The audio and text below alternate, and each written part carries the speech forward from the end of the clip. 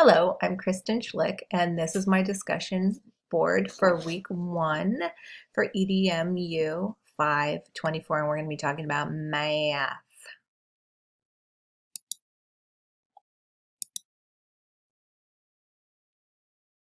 So we're talking about equality versus equity. So equality is making sure that the resources are divided the same so that everyone has the same amount. Equity is making sure that the resources are divided proportionally so that everyone will have an opportunity to achieve a fair outcome. So here's a couple of examples. So equality is a school district decides to purchase 200 Chromebooks for each school. Great.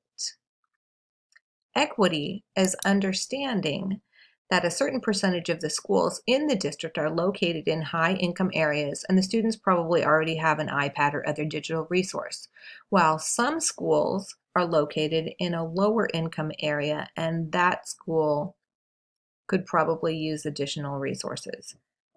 So that is an example. Another example is this class full of children.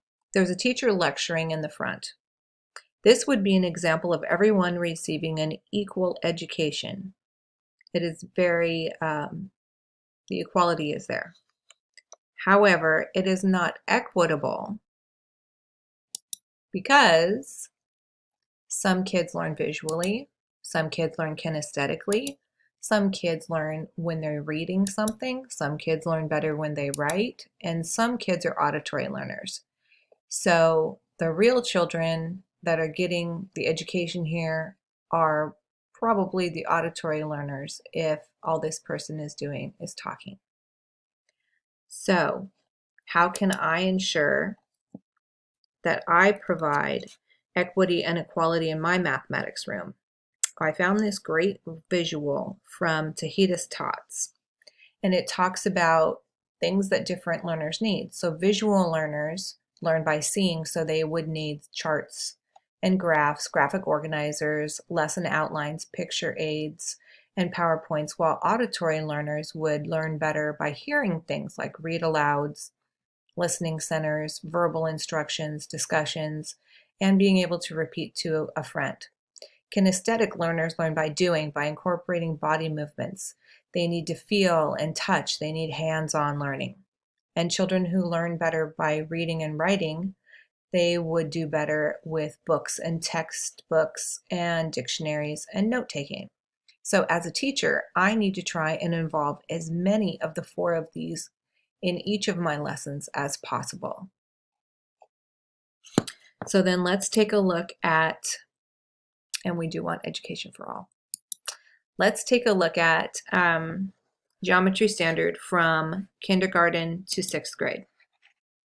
So in kindergarten, we start with identifying and describing shapes. We want the kids to identify and describe the shapes of objects in their environment in relationship to other things. Okay, so then in 1st grade, we are distinguishing between defining attributes of shapes. So we're building on the shapes that we already knew. In 2nd grade, we are expanding on the shapes they know and adding new shapes with new descriptors such as equal faces and angles. In 3rd grade, we are comparing and contrasting shapes by their attributes. In 4th grade, we are expanding vocabulary to include words such as segments, rays, acute, obtuse, perpendicular, parallel, and two-dimensional. Then in 5th grade, we are expanding on the lines and segments and the parallels and the perpendiculars that we learned in 4th grade. And we're adding new vocabulary like coordinates, axes, planes, and coincide. So in 6th grade, now that we understand how to measure, we learn how to find the area of the shapes that we know and to use the shapes to support our understanding of how things fit together.